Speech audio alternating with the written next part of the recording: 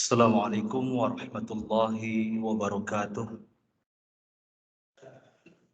Alhamdulillah wassalatu wassalamu ala Rasulillah wa ala alihi wa sahbihi wa man tabi'ahum bi ihsanin ila yaumiddin. Amma ba'd. Hadirin jamaah salat Masjid Al-Jamaah yang semoga dirahmati oleh Allah Subhanahu wa taala.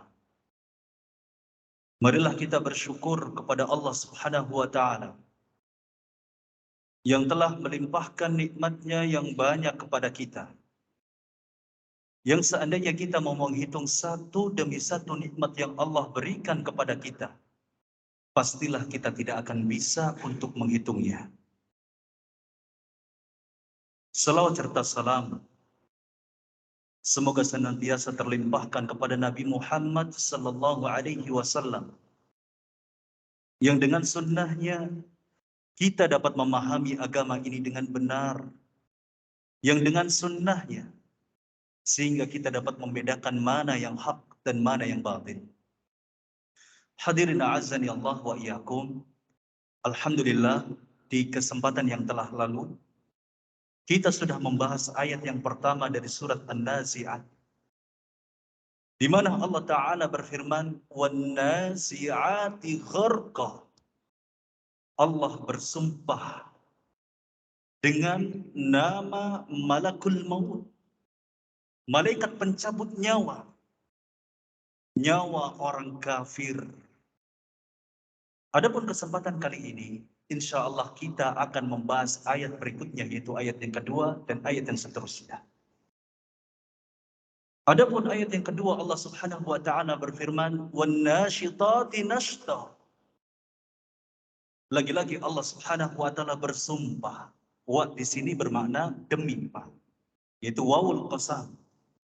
Wa sumpah demi artinya ya, bukan dan. Tidak berarti setiap wa itu bermakna dan, tergantung. Ada wawul qasam, ada wawu bermakna dan. Tetapi dalam surat ini Allah Subhanahu wa taala mengawali kalimat-kalimat yang akan beliau jelaskan, yang akan Allah jelaskan dengan sumpah-sumpah demi malaikat-malaikat. Adapun dalam ayat yang kedua, Allah Subhanahu wa taala bersumpah dengan malakul maut, malaikat pencabut nyawa yang mencabut nyawa orang yang beriman. Tentu berbeda, Pak. Antara ketika malakul maut, malaikat pencabut nyawa, ketika mencabut nyawa orang kafir itu berbeda rasanya dengan ketika malakul maut ini mencabut nyawa orang yang beriman. Kalaulah ketika malakul maut mencabut nyawa orang kafir itu dengan begitu keras, dengan begitu menyakitkan, dengan begitu tidak sopan. Tetapi ketika malakul maut ini mencabut nyawa orang yang beriman, maka sebaliknya dengan begitu lembut, dengan begitu sopan, dengan begitu baik.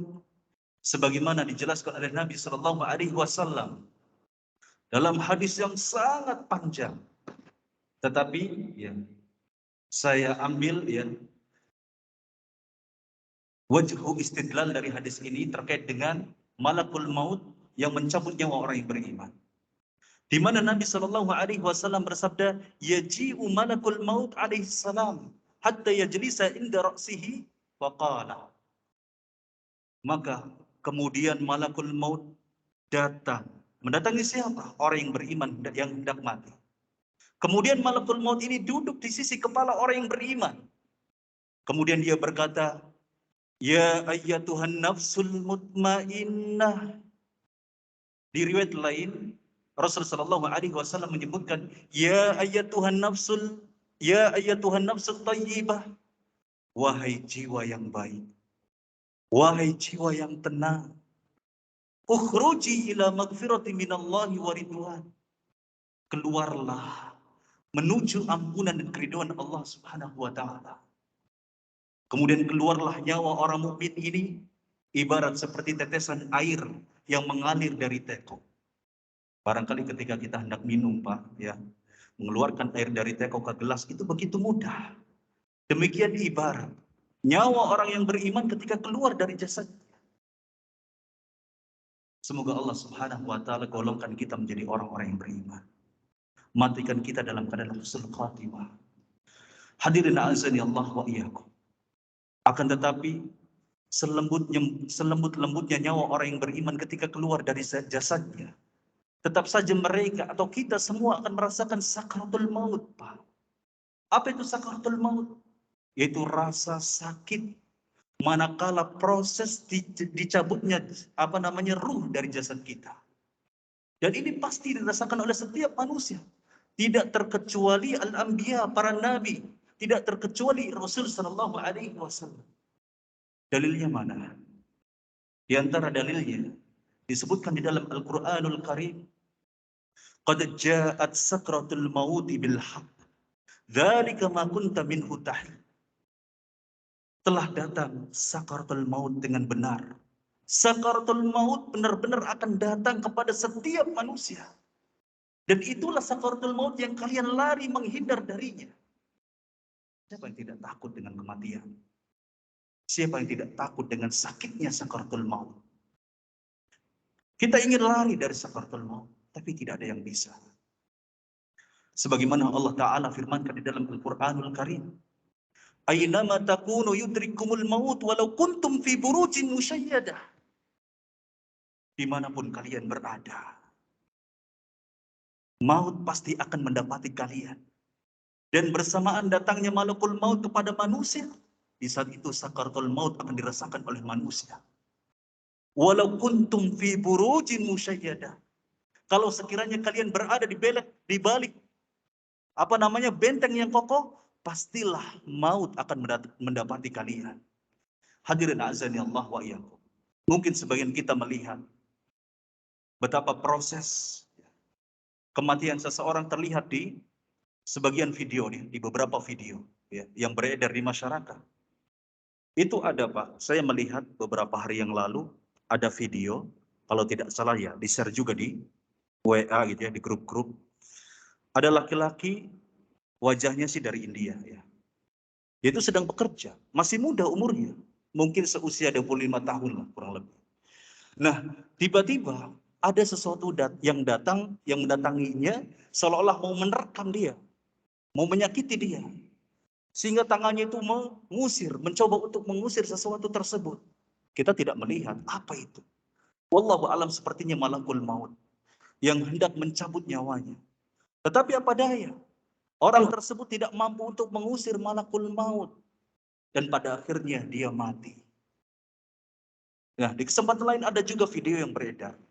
Ya, seorang wanita masih muda juga, kurang lebih umur 25 sampai 30 tahun.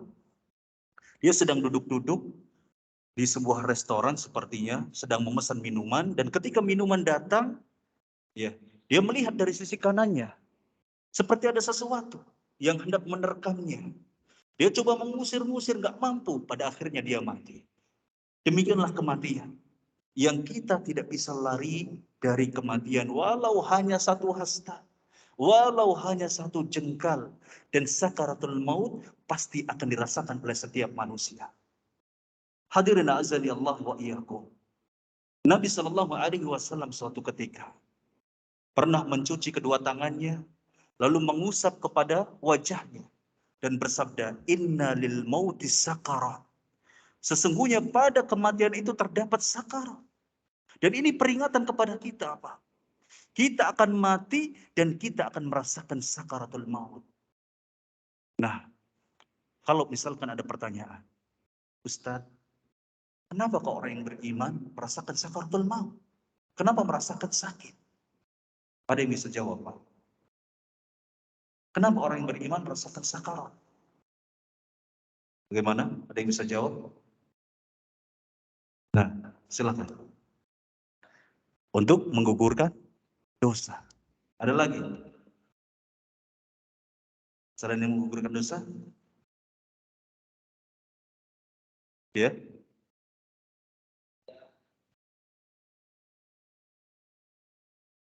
Insyaallah.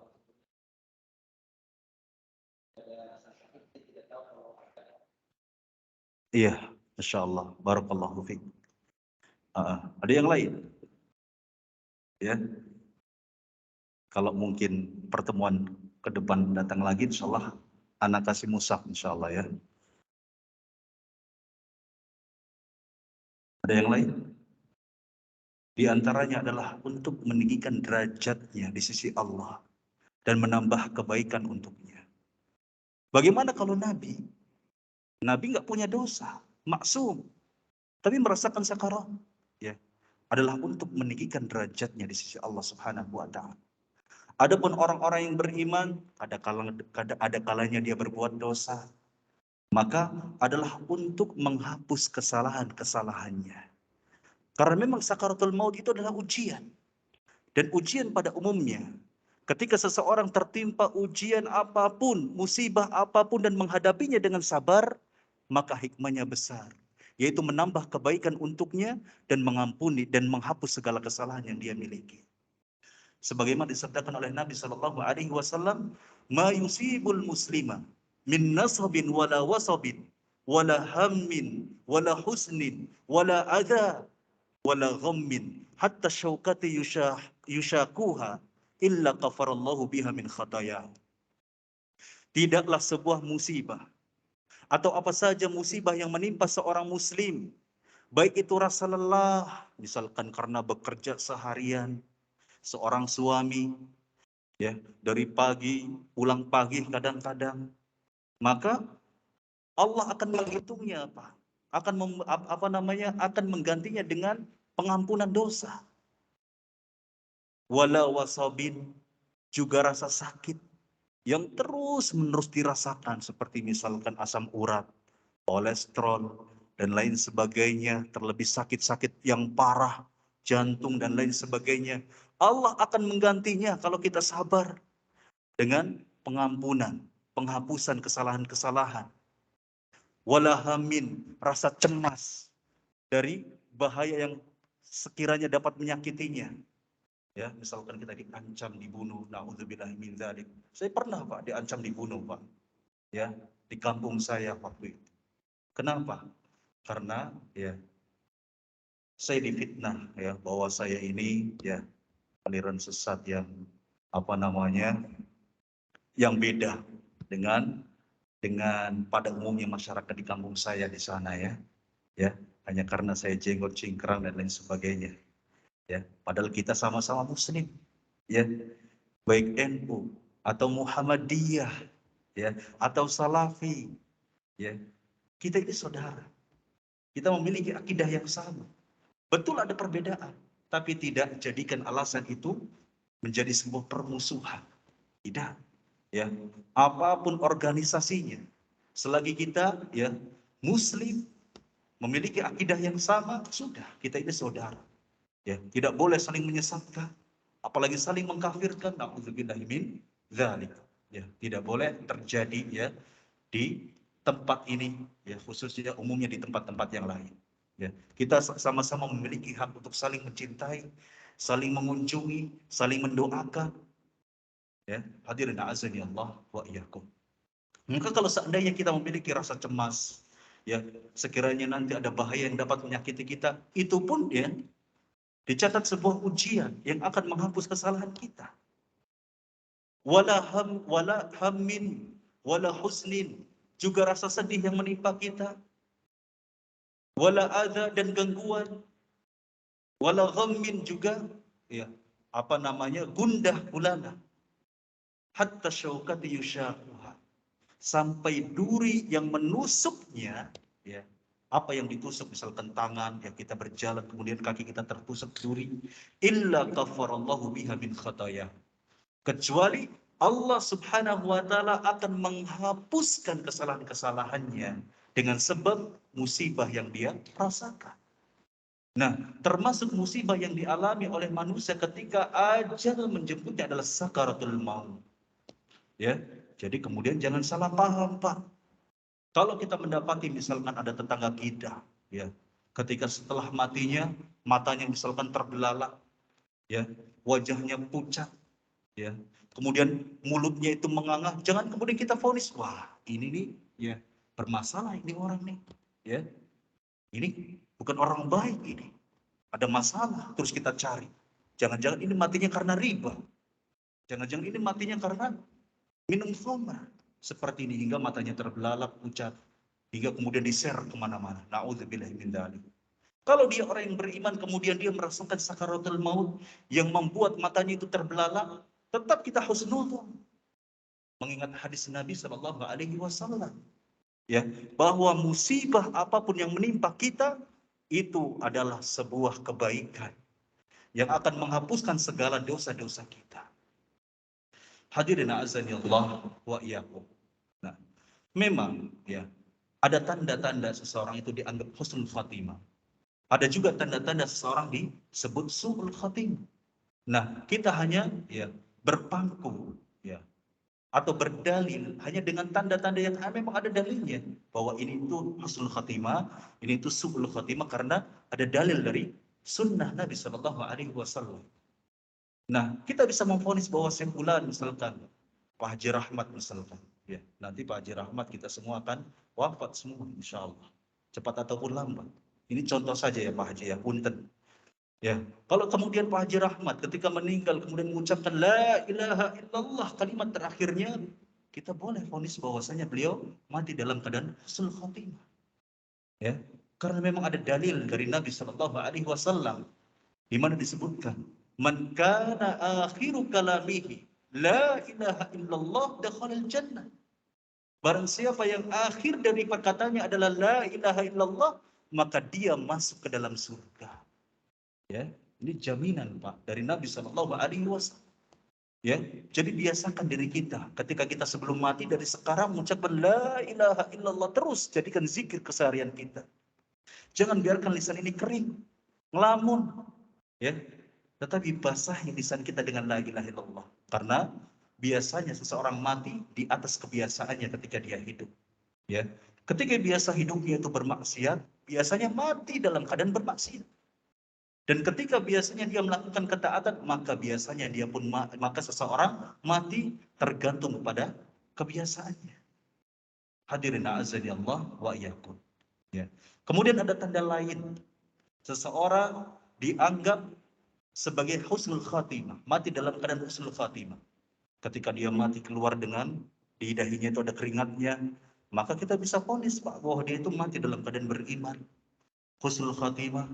Dan ini datang dari Nabi Shallallahu Alaihi Wasallam.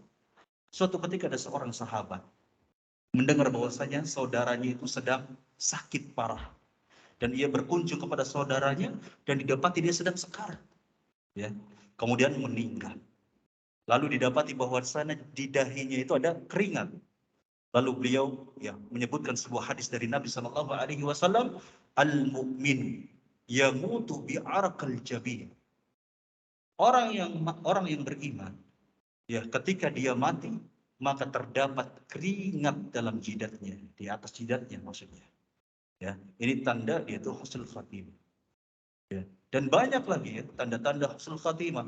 Ya, seperti orang yang berperang di medan jihad, ya, misalkan melawan orang-orang kafir yang memerangi kaum muslimin, ya, maka otomatis dia ya mati dalam keadaan husnul khatimah. Ya, asal niatnya lurus, amanah dalam mengatur ghanimah, ya, rampasan perang misalnya. Ya, ada juga jenis-jenis syahid yang lain. Jadi syahid itu Pak, bukan hanya sekedar dia mati di atas medan jihad, bukan. Tetapi ada hal lain yang menjadikan dia itu syahid. Ya, seperti apa? Seperti orang yang membela hartanya, mempertahankan hartanya, keluarganya, agamanya, ya, dan juga darahnya. Sebagaimana disebutkan oleh Nabi Shallallahu Alaihi Wasallam, man qutila duna malihi fahuwa syahid. Barang siapa ya yang terbunuh karena menjaga hartanya, maka dia syahid. Ya, jadi beruntung Pak. Ya, orang yang mati misalkan dibegal. Nauzubillah min dzalik, tapi kita ya.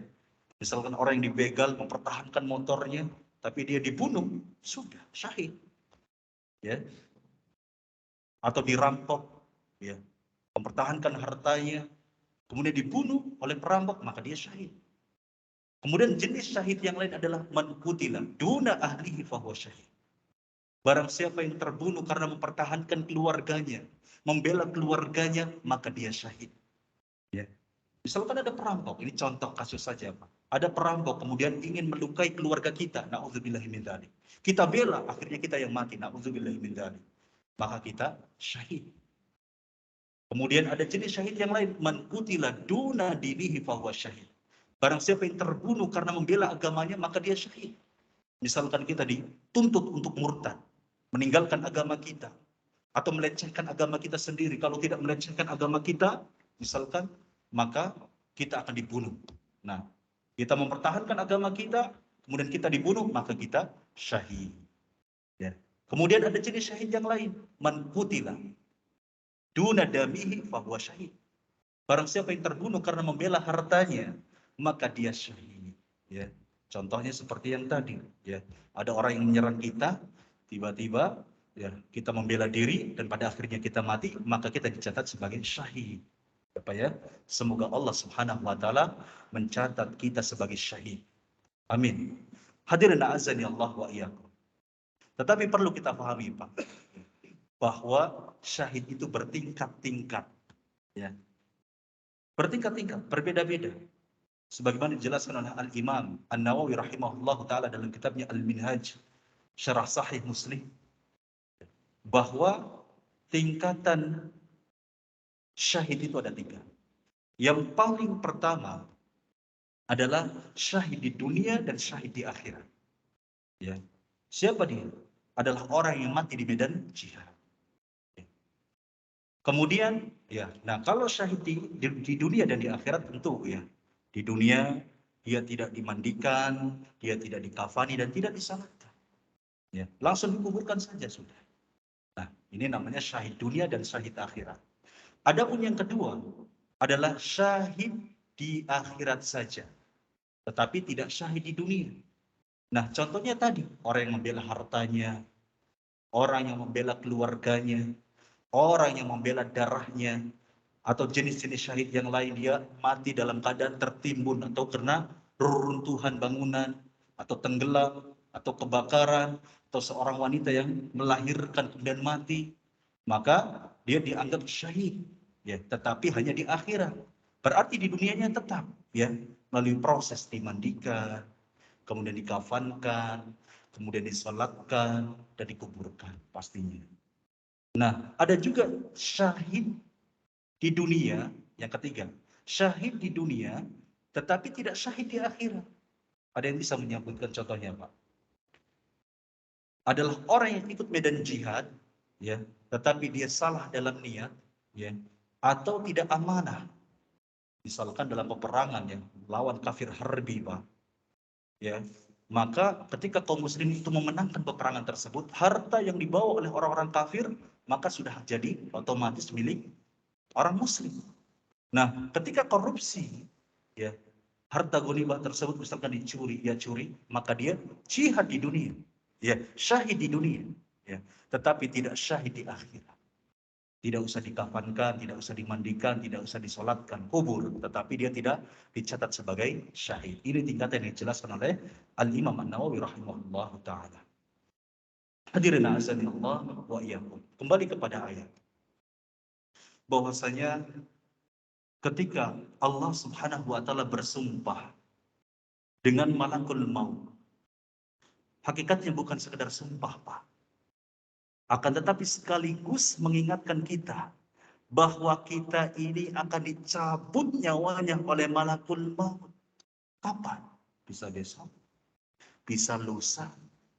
Wallahu ta'ala a'lam. Gak tahu. Yang pasti kita akan mati.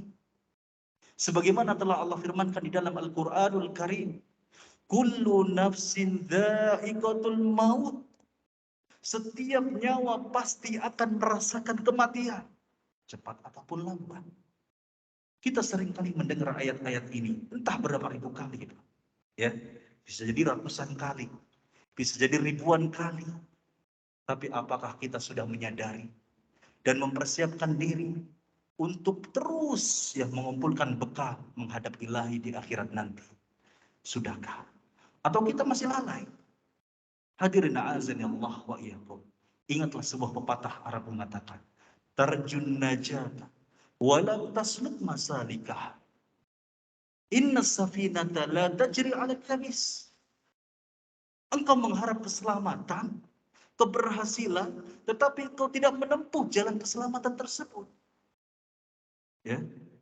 Kita mengharapkan keselamatan di akhirat, keselamatan setelah kematian kita, tetapi kita tidak menempuh jalan ketaatan. Tidak terus semangat mengumpulkan bekal, malah asik dengan kemaksiatan. Maka kata pepatah Arab seperti inna safinata la tajri 'alal yabis. Sesungguhnya safina, perahu itu tidak akan berjalan di atas daratan. Hanya menghayal saja sudah. Sehari-hari menghayal, ya Allah, saya ingin selamat di alam kubur, ya Allah. Saya ingin selamat di akhirat, ya Allah, di alam mahsyar. Saya ingin selamat di atas sirat, ya Allah. Tiap hari menghayal seperti itu tidak ada gunanya, Pak.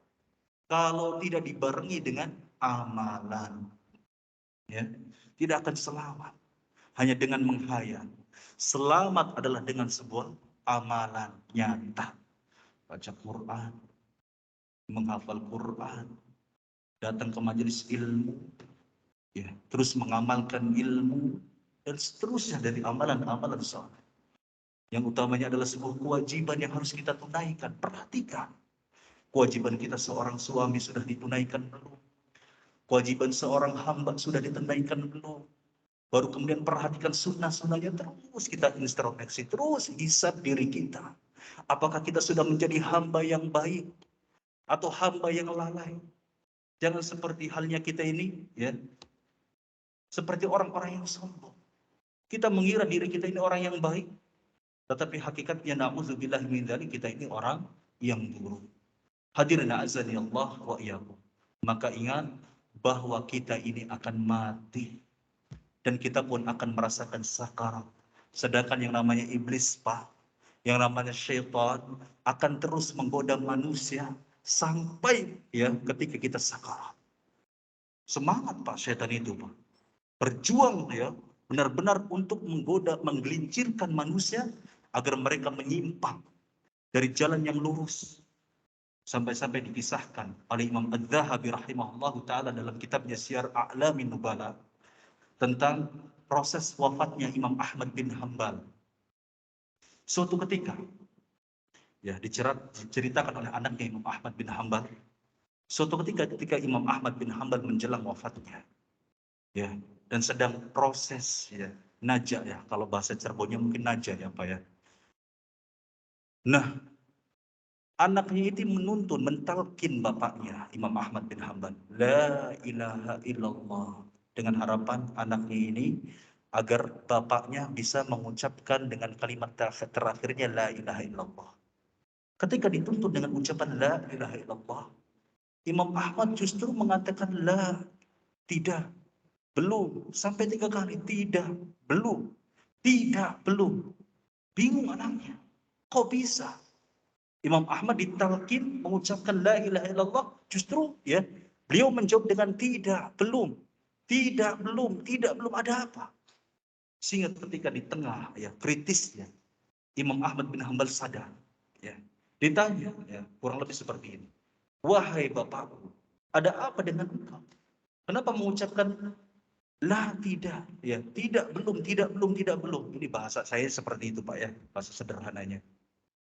Lalu Imam Ahmad bercerita bahwa tadi iblis itu menggigit jari-jarinya, kemudian mengatakan pada Imam Ahmad, wahai Imam Ahmad, engkau telah berhasil, ya, engkau telah berhasil.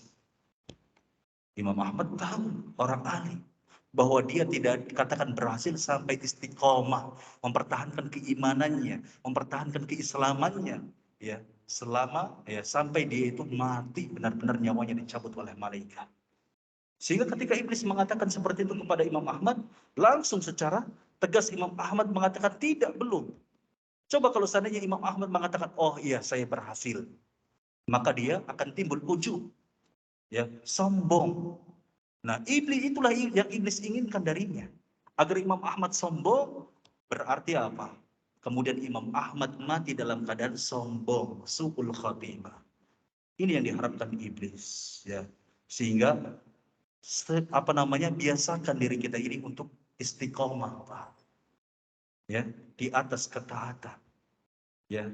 Karena selamatnya kita, Pak, manakala kita istiqomah, ya. Istiqomah di atas ketaatan, ya. Karena betapa banyak orang yang dulunya ahli ibadah, Pak, ahli taat, tetapi karena dia capek dengan ketaatan, futur, ya, capek dari majelis ilmu, malas ngaji, capek dari sholat malam, capek dari berpuasa, capek dari baca Quran, akhirnya dia istirahat, ya, dengan melakukan kemaksiatan. Nah, di saat itu Allah mencabut nyawanya. Sehingga ya disebutkan di dalam hadis Nabi Shallallahu Alaihi Wasallam, dan ini adalah sebuah peringatan bagi kita, di mana Nabi Shallallahu Alaihi Wasallam bersabda, Inna ahadakum la ya'malu bi amali ahli jannah hatta ma yakuna bainahu wa bainaha illa dhira'un fayasfiqu alaihi alkitab fa ya'malu bi amali ahli nar, ya, fayadkhuluha. Sesungguhnya ada seseorang di antara kalian yang terbiasa melakukan amalan soleh, amalannya ahli surga, sholat malam, puasa, membaca Al-Quran, bersedekah, ya, dan kebaikan-kebaikan yang lainnya dia lakukan. Sampai-sampai disebutkan oleh Nabi, jarak antara dirinya, ya, dengan surga itu hanya zira, satu hasta saja. Yang kalau seandainya di akhir hayatnya dia istiqomah, sudah masuk surga. Akan tetapi takdir lebih mendahuluinya. Dan kemudian dia justru mengamalkan atau melakukan amalan ahli neraka, bermaksiat, ya. Entah minum khamr, entah berjudi, entah menonton pornografi misalkan, ya, di gadget-gadgetnya, di HP-HP-nya, na'udzubillahi min dzalik, dan maksiat-maksiat yang lainnya. Dan pada saat itu Allah mencabut nyawanya, fayadkhuluha, maka kemudian Allah masukkan ia ke dalam neraka. Na'udzubillahi min dzalik. Semoga Allah Subhanahu wa taala melindungi kita dari segala kemaksiatan yang ada. Ya, jangan sampai kemudian kita, ya, merasa capek dari ketaatan. Jadilah sebagaimana Imam Ahmad bin Hanbal ketika ditanya oleh seseorang, "Wahai Imam, ya, kenapa kau sibuk dengan mengajar dan belajar, ibadah?" Apa kata Imam Ahmad? "Ar-rahatu fil jannah." Istirahat itu di surga. Adapun di dunia itu tempatnya beramal, terus mendapatkan mengamalkan amalan soleh, ya, mengumpulkan bekal sampai kapan mati. Sehingga Allah Ta'ala berfirman, wa'bud rabbaka hatta ya'tiyakal yakin. Ini motivasi yang sangat luar biasa dari Allah Ta'ala. Sembahlah, ibadahilah Rabb kalian sampai kapan? Sampai mati. Seberapa lama sih kita hidup di dunia sehingga kita merasa lelah dengan ibadah, memilih asik dengan kemaksiatan? Bagaimana mungkin kita merasa tenang, merasa berada di zona nyaman, sedangkan bahaya menghadang kita? Hadirin azani Allah wa iyyakum. Dan sebaliknya, kalau seandainya kita sudah terlalu banyak dosa yang kita lakukan, ya, banyak mungkin, ya, sebelumnya kita ini melakukan dosa, ya, tapi pesimis untuk berubah karena mengingat sudah nyemplung lah, sudah hitam. Ada, Pak, ada yang seperti itu. Karena sudah saking banyaknya mengamalkan dosa, akhirnya dia pesimis dari rahmat Allah Subhanahu wa taala. Tidak mau berubah, tidak mau bertobat. Maka kita jangan demikian, Pak. Tetap seberapapun banyaknya dosa yang kita lakukan, perbaiki diri kita dengan taubat dan amalan saleh. Ya. Karena betapa banyak orang-orang yang sudah melampaui hidupnya dengan melampaui batas, ya. Menjadi orang yang jahat, buruk, tapi dia tetap optimis mendapatkan rahmat Allah. Akhirnya benar-benar Allah Subhanahu wa taala mengampuninya dan matikan dia dalam keadaan husnul khatimah. Masukkan dia ke dalam surga. Demikian pula Nabi Shallallahu Alaihi Wasallam bersabda, Inna ahadakum la ya'malu bi amali ahli nar hatta ma yakuna bainahu wa bainaha illa dhira'un fayasbiqu alaihi alkitab wa ya'malu bi amali ahli jannah fayadkhuluha. Sesungguhnya ada seseorang di antara kalian yang melakukan amalan ahli neraka, terbiasa dengan amalan ahli neraka. Ya, biasa minum khamr, biasa nggak sholat, biasa berjudi, sampai-sampai jarak antara dia dengan neraka itu hanya 1 dirham saja. Ya, sangat dekat sekali. Kalau seandainya dia istiqomah di atas keburukan, sudah otomatis dia menjadi ahli neraka. Akan tetapi ya takdir berkata lain. Dia berusaha untuk melakukan amalan ahli surga. Hingga Allah subhanahu wa ta'ala matikan dia di atas ketaatan dan masuk ke dalam surga. Kita mungkin sering ya mendengar kisah masyhur Pak, ya, yang sering kali disebutkan di atas mimbar-mimbar misalkan, ya, atau ceramah-ceramah bahwa ada ya seseorang yang pernah membunuh 99 nyawa. Sering kali kita dengar itu, ya. Tapi tidak ada salahnya kalau kita terus-menerus ya membaca kisah tersebut, menghayati bahwa Allah itu memiliki rahmat yang sangat luas bagi siapa saja yang ingin mengharapkan rahmat dari Allah, mengejar rahmat dari Allah Subhanahu wa taala. Di mana orang ini ketika sudah membunuh 99 nyawa, maka meminta petunjuk kepada manusia, ya. Wahai manusia, tunjukkan kepadaku seseorang yang paling alim di dunia ini. Hanya saja manusia, ya, menunjukkan dia kepada ahli ibadah. Sudah. Akhirnya ditanyalah ahli ibadah ini, apakah aku masih memiliki taubat? Aku masih bisa bertaubat kepada Allah dan mendapatkan ampunan? Apa kata ahli ibadah ini? Tidak ada. Engkau tidak layak mendapatkan taubat.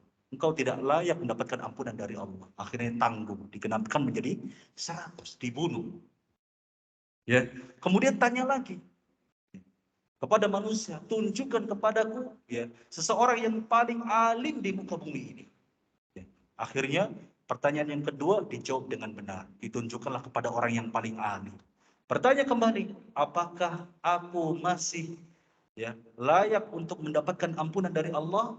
Iya, kata orang alim ini. Kau masih berhak untuk mendapatkan ampunan dari Allah. Tapi dengan catatan, engkau harus hijrah, meninggalkan kampung halamanmu yang diisi dengan orang-orang ahlul maksiat, hijrah menuju negeri yang diisi oleh ahlul ibadah.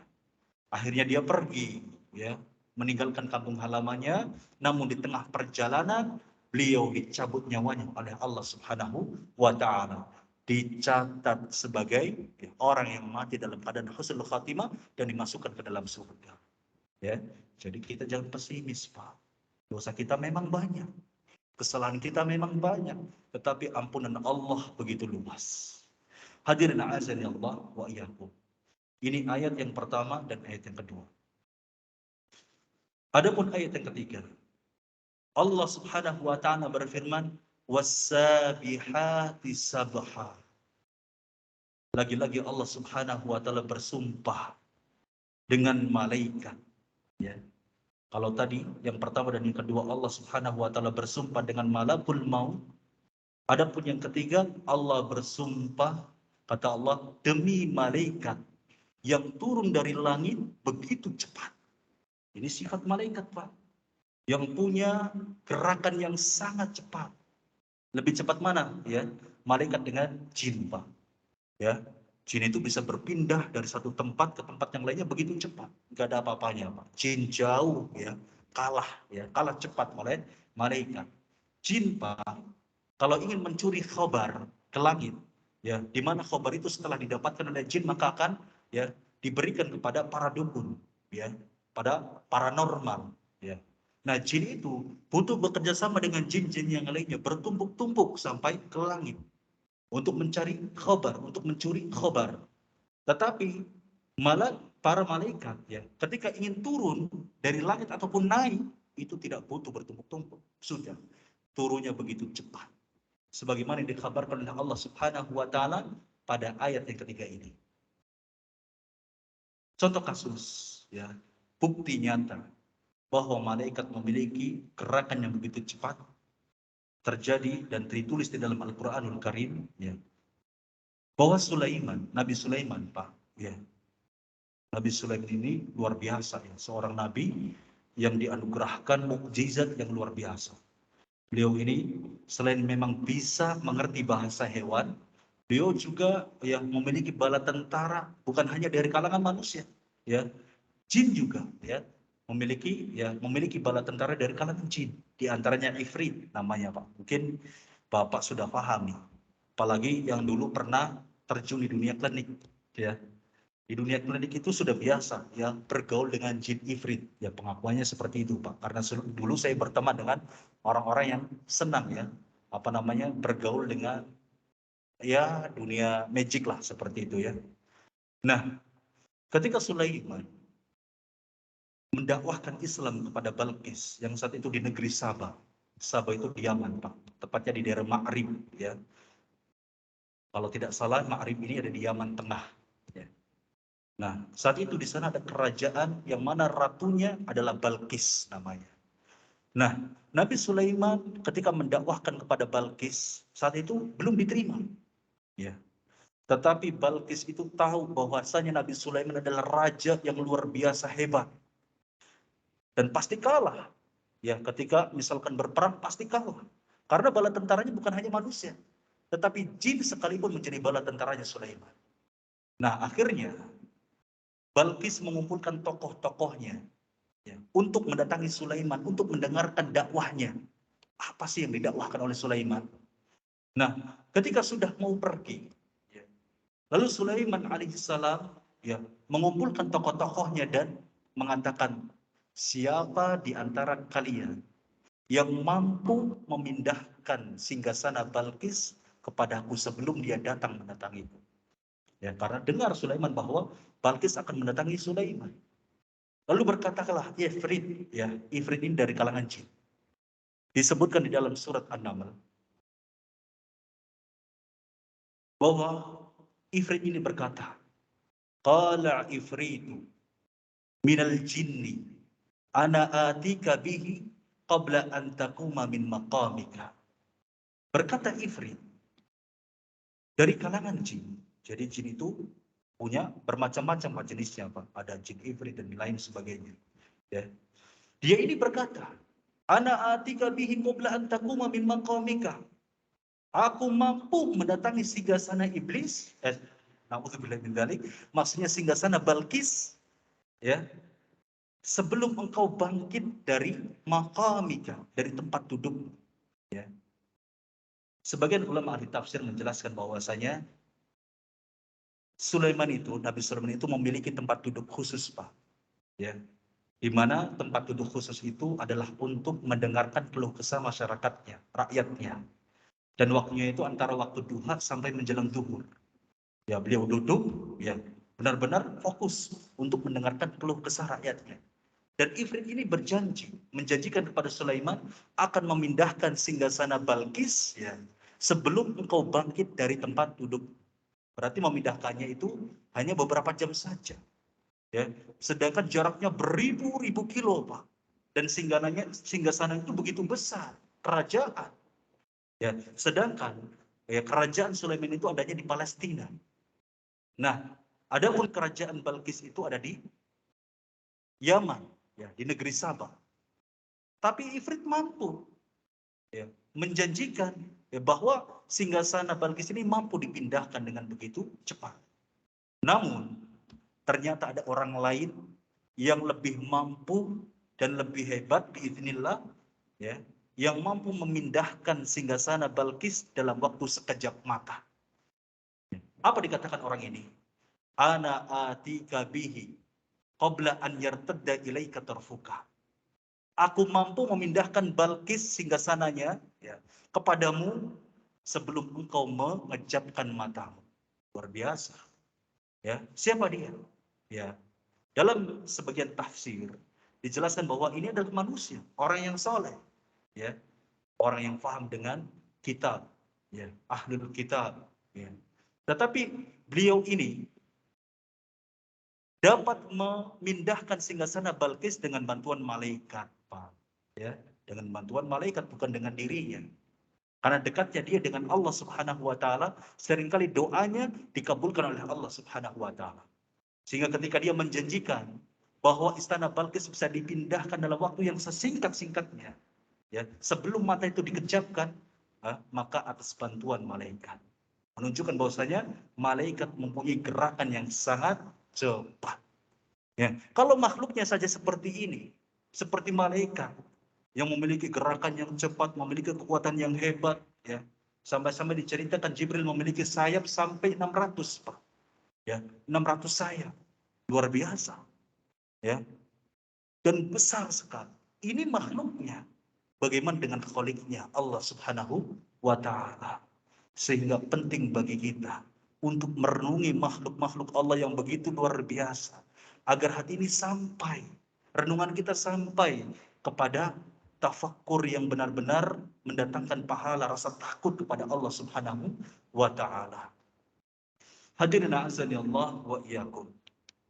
Kemudian Allah Subhanahu wa Ta'ala berfirman di ayat berikutnya, wasabiqati sabqa, dan demi malaikat yang bergerak begitu cepat.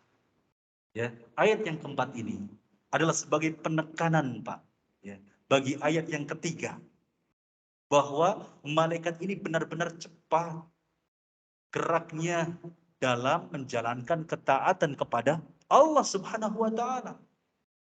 Luar biasa. Padahal malaikat nggak dikasih makan, Pak.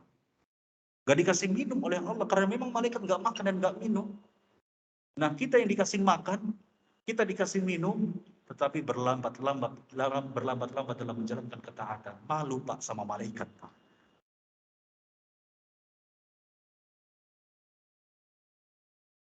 Hadirin azani Allah wa iyyakum, karena waktu Isya sudah tiba, insyaallah kita akan melanjutkan ya, materi tafsir kita di pertemuan berikutnya di setiap hari Senin malam Selasa insyaallah. Mari kita tutup dengan doa kafaratul majlis. Subhanakallahumma bihamdik asyhadu an la ilaha illa anta astaghfiruka wa atubu ilaik. Wassallallahu ala nabiyyina Muhammad. Wassalamualaikum warahmatullahi wabarakatuh.